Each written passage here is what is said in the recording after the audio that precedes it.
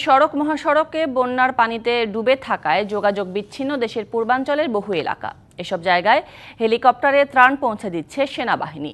ফেনীর পরশুরামের দুর্গতরা বলছেন, প্রয়োজন অনুযায়ী মিলছে না ত্রাণ।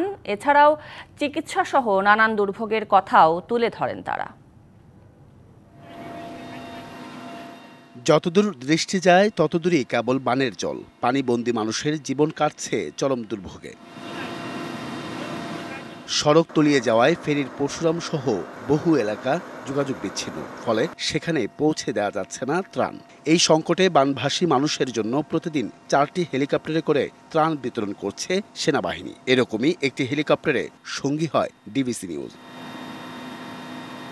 প্রতিদিন হাজারো ত্রাণের প্যাকেট নিয়ে গন্তব্যে পৌঁছানোর সঙ্গে সঙ্গে জড়ো হচ্ছেন দুর্গত মানুষেরা। পরে বিতরণের জন্য খাদ্য সামগ্রী স্থানীয়দের কাছে বুঝিয়ে দেয় সেনাবাহিনী। যারা রোগী আছেন, পেশেন্ট আছেন, তাদেরকে উদ্ধার করার সর্বপ্রথম আমাদের হচ্ছে কাজ। আগে তো গলা পর্যন্ত পানি ছিল, এখন একটু কমে গেছে, অনেক কমে গেছে আর কি।